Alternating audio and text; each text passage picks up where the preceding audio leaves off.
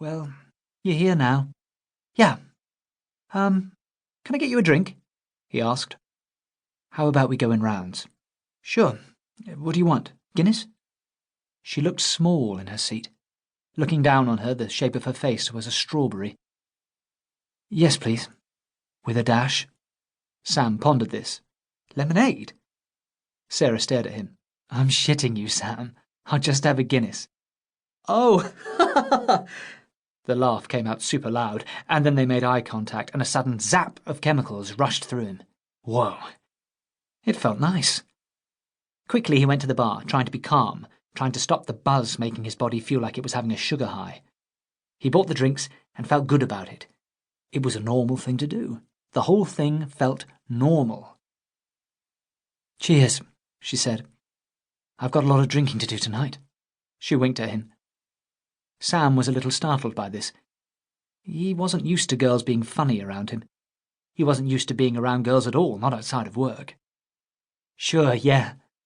He took a big swig of his lager dash. So how come you have lemonade in your beer? He shrugged. Beer's disgusting, isn't it? I like Guinness. It tastes different in Ireland, apparently. Have you ever been there? Uh-huh. I went to a place called Wicklow once with my parents. Down on the harbour there, we watched the fishing boats come in, and all the families were waiting for the fishermen, and they all stayed on the wharf thing and played tug-of-war. Well, that sounds nice. He remembered the way the sky had been so massive. That was the last holiday before the twins. He took another large pull on his drink and was already halfway down. It was one of the loveliest things I've ever seen. You don't think things like that happen these days, but they do. They do still happen. I also saw a woman call a guy the C word because he almost ran her over. You see, she said. I hope you die of an effing heart attack, but in a really quiet Irish voice. She laughed.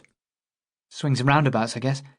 Hey, did you know that after the smoking ban in Ireland, people kept getting run over because they were standing out the front of pubs in the road? That's not true. It is too, look it up. He laughed. This was okay. This was not bad at all. So I had a really great time last week with the shooting stars, she said. Great. The pint glass in her hand looked massive. Did any of your wishes come true? He stopped himself saying something cheesy. Not yet, he said, his eyes falling away. Am I already in love with you? He finished his drink, and the chemicals of alcohol glistened and sparked in his blood. Easy, she said, looking at her nearly full pint. Same again? I can wait. It's fine, she said, and went to the bar. He looked into the fire and tried to find patterns. It was going well. He hadn't said anything too stupid, and there was no sign of any darkness in his mind. She came back with a lager for him and a cider for her, then leaned back.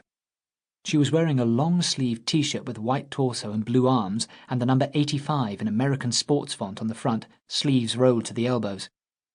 I don't normally do this, he blurted. A pause and a space where they flowed into a connection. He looked at her for a second. Me neither. But it's hard moving to a new place where you don't know anyone. So you want to be a librarian for your career? I guess so. I just wish you got paid more. But it's nice being around those sort of people, academics and students, and it's nice finding books of people who are making a difference. Did you go to uni? She shook her head. I thought about it, but my folks weren't well off, and I wouldn't really have been able to move out, even with a loan and a job. Well, I could have afforded it, but the debt. Yeah, it's too scary. I didn't do that great in school either. Kind of lost it for a bit. She shook her head and there was a pause. He twirled his glass on the table. Hey, are you any good at pub quizzes? She said. I'm okay at them. I'm not great. I'm not thick or anything, but I'm not that clever either. He could sense her looking at him in a kind of, what is he talking about, way. I mean, I don't know anything real or useful. Do you know what I mean? Sam, would you like to come to a pub quiz with me?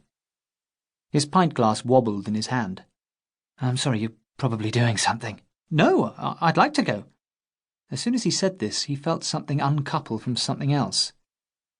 I said I'd go, but it's with people from work, and it's all a bit new to me, and, you know, it'd be nice to go with someone I know. Sure.